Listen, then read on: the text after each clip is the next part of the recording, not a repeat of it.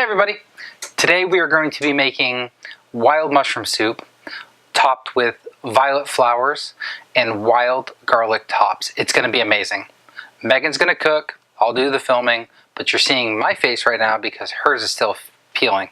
Now, around where we live, it is the start of morel mushroom season. And we went out looking for mushrooms today, and unfortunately it was still a little too dry. That being said, the rain has started to come today, and it's supposed to rain for another day and a half, so this is perfect, and we're hoping for some morels to come up. Now, the mushrooms that we're going to be cooking with tonight were actually harvested last year. We got very lucky, and we found probably 4 or 5 different patches of chanterelles, chicken of the woods, oyster mushrooms. Tonight we're going to be using the chanterelles that we collected. And porcini. And porcini. So despite the fact that we didn't actually get them today, what you're seeing going into the Instant Pot here on my left is going to be the ingredients that Megan foraged last year, and super excited to try it. Her soups always come out really good, and everything is normally made from scratch, so here we go.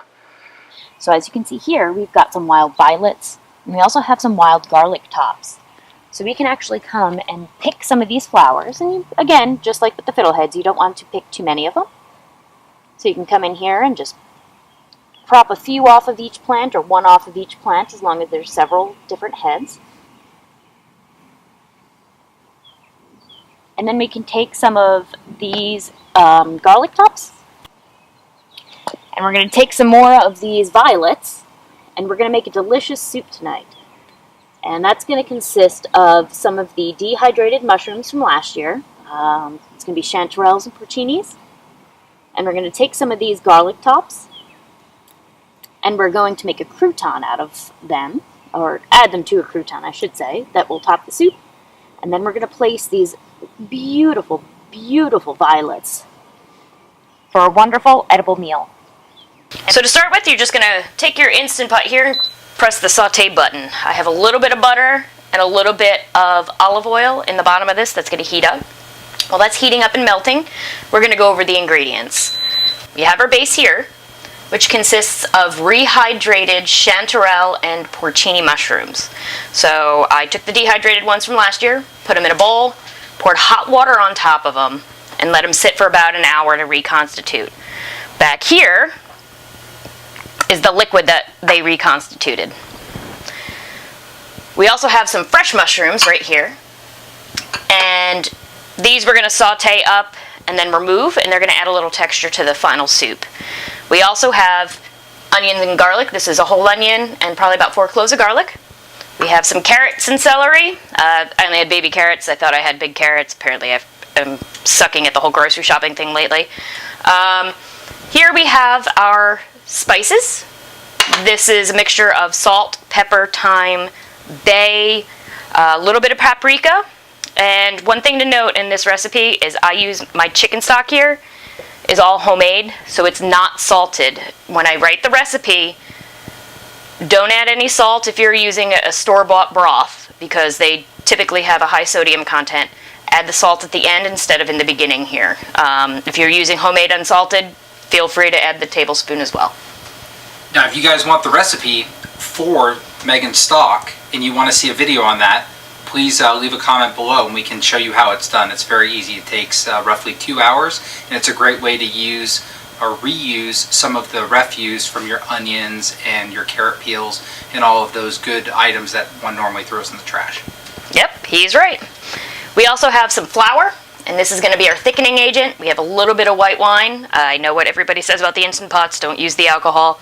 It's fine, from what I found, to use it before everything cooks, before you put the lid on, but you have to be sure to burn all the alcohol off. So the easiest way to do that is to smell it after you add it in. If it smells like alcohol, you've still got alcohol in there, and don't seal it and use it. So you can hear it sputtering. It sounds like our Instant Pot is melted everything up nicely. We're going to go ahead and we're going to add in the fresh mushrooms and the carrots and celery. And the one ingredient I didn't go over, guys, is this. This is chopped potato. So I use about 2 medium potatoes, and the purpose for that is it has high starch. So you just want to peel them, cut them, put them in. This is going to help thicken your soup up without having to use a lot of like heavy cream, so it keeps the calorie count down quite a bit. So we've got everything in the pot here that we just put in. We're going to mix it up. And we're going to go ahead and add a little bit of salt. And a little bit of pepper. So this helps, this is layering your seasonings. So the salt is going to help draw the moisture out of some of the mushrooms. And it's going to help get all that liquid out of the vegetables. And it's also going to add a little bit of flavor to the end of your soup. So we're just going to let this cook down for a minute or two. As you can see, most of the vegetables have sweated down. At this point in time, we're just going to go ahead and remove the mushrooms from this mixture. Once this is done, we're going to add the rehydrated mushrooms and the onions, garlic, potatoes, etc. So now that we've removed the fresh mushrooms, we're going to go ahead and we're going to add our reconstituted mushrooms. We're also going to add our onions and garlic at the same time. And I'm going to add a little bit of olive oil.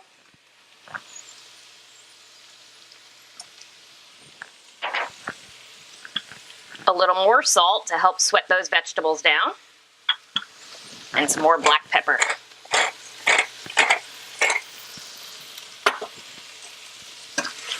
This is going to saute down until the onions are sweated and just about translucent.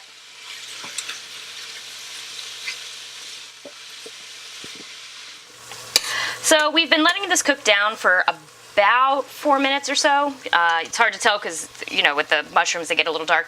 But the onions have turned soft and somewhat translucent. So now we're going to go ahead and go to our next step, which is to add the flour. So this flour is going to act as a binding agent, as a thickener. Whenever you're making a roux of any sort, the flour is very, very important. And the next important thing besides adding the flour is to make sure that you constantly stir it, because if you burn the flour, you're going to ruin whatever it is you're making. So as you can see, it doesn't look very appetizing at the moment because you've got the flour, the vegetables are browning. Trust me, it's going to taste very good. You want to make sure that you keep this flour stirred. You do not want it burning to the bottom of the pot. If it burns to the bottom of the pot, it's probably just better to start over at this stage. So you want it to look kind of clumpy and pasty. Now, generally, I will cook the flour for about 4 to 5 minutes. And that makes sure that you cook out any flavor or flour flavor taste. If you don't cook it long enough, your end result's going to taste like raw flour.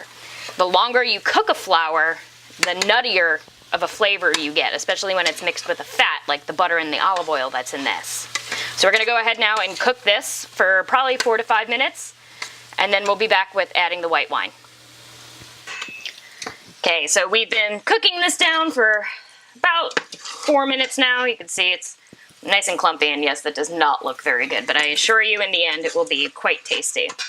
So we're going to go ahead and we're going to deglaze with the alcohol. You can use sherry. We use white wine, so we're going to go a little bit in the pot. And that's going to deglaze, and then we're going to do a little bit for the chef. You know, helps making cooking a lot easier. Then we're going to get this all stirred in and deglazed. It's very important at this stage, as I said earlier, to make sure that you cook all of the alcohol out of your roux. We're just going to mix that up.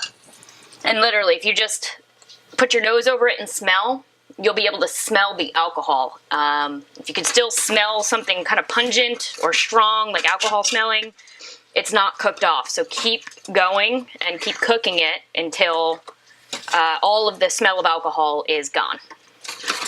Okay, so now that we've cooked all of that alcohol smell off, you're left with something of a slurry. So this is the onions and everything. It's kind of like a paste. This is where we're going to mix in our other liquids. So this here is the poaching liquid for the mushrooms. We're going to go ahead and add that. And we're also going to add a full quart of chicken stock. If you don't have homemade or you don't have box, you can use the better than bouillon stuff. Just mix it up. Hot water makes it a lot better and quicker to dissolve. So we're going to add this in.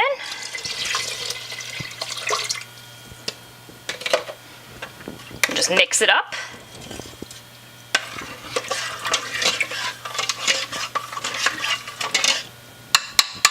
Now we're going to add our potatoes, and we're going to mix in our spices. Once this is all mixed up, we're going to put the lid on. Make sure it is set to sealing, and we're going to put it on manual. And we're going to push it up to about 11 or 12 minutes. Some people say you can do it in 5. I like the 12. It lets everything really incorporate. And we're just going to go ahead, let that come up to pressure. While the Instant Pot is coming up to temperature, we're going to make the Garlic Top Croutons. To start with, we've got about a half a stick of butter in here. I'm going to add a little bit of olive oil to it. So we're going to get a nice coating of olive oil on it. And we're going to go ahead and microwave this for about 30 to 45 seconds. So our butter is nice and melted. Here we're going to chop up our garlic tops. And then we're going to chop up some bread. And we're going to add it to that pink bowl back there. And make a mixture. So we've got our little bit of wild garlic chopped up. Now we're going to chop up the bread. So, as I said, I've been really sucking at food shopping lately, I'm not even going to lie. Normally people would use like a nice crusty French bread, something that's yummy, day old, you know, a little bit stale. That's the way to normally make it. All I've got is sandwich bread. We're rolling with it. It is raining and 50, and it is the end of April when it should be like 60 and 70. So I am not going to the store. Oh, and it's rush hour in DC. Not going to the store. So we're going to see how this works. This is the first time I've done this. So we're just going to chop it up into cubes. As many slices as you think you're going to need. And we're going to add it to our bowl back here. We're going to add in our wild garlic.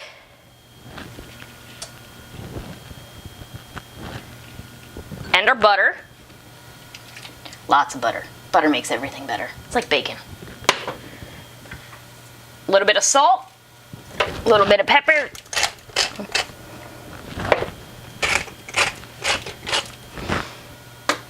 And because wild garlic to me has a little bit of a faint garlic taste, not overwhelming, especially this time of year, I'm just going to add in a pinch of garlic powder. So this is what you can see we currently have. We're just going to go ahead and toss this up and mix it up.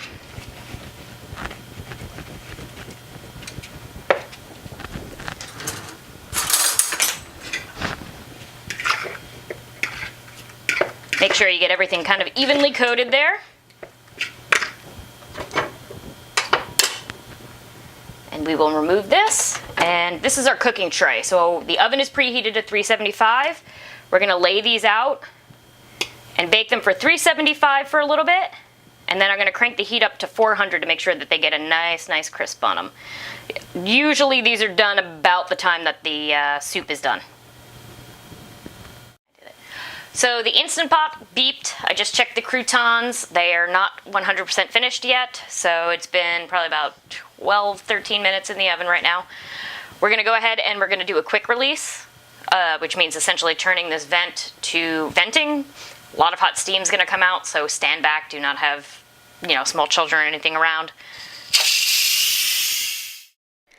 Now we're going to use our immersion blender to blend everything into a very smooth consistency. You want to make sure there are no chunks or lumps within your soup. So we've got everything blended up. As you can see, it's a nice consistency. It's very smooth. What you want to do now is just taste it.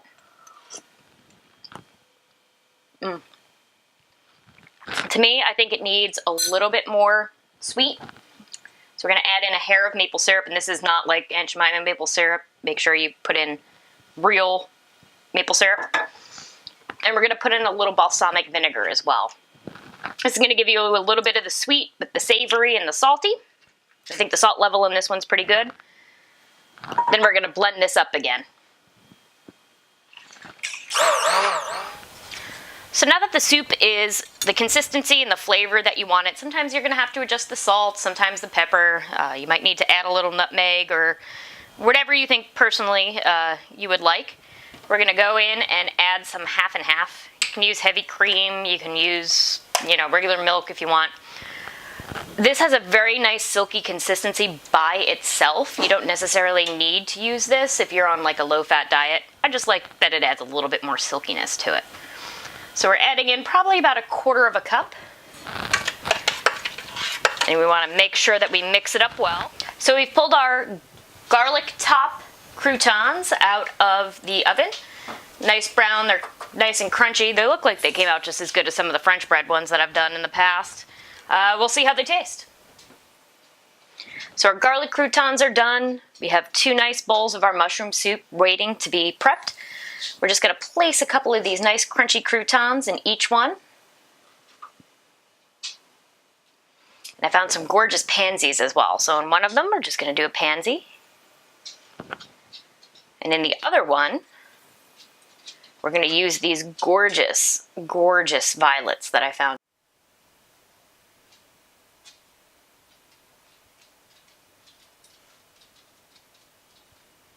So we've gone ahead and plated. We have our wild cream of mushroom soup here. We added some of the previously reserved sautéed mushrooms. We have our garlic top croutons, nice and crunchy inside, give it a nice little bit of texture. And all of our wild edible flowers. We have both violets and pansies here. I hope you guys enjoyed this video. If you did, please like, subscribe, comment, follow us on YouTube, follow us on Instagram. And remember guys, dinner is waiting. Go and get it.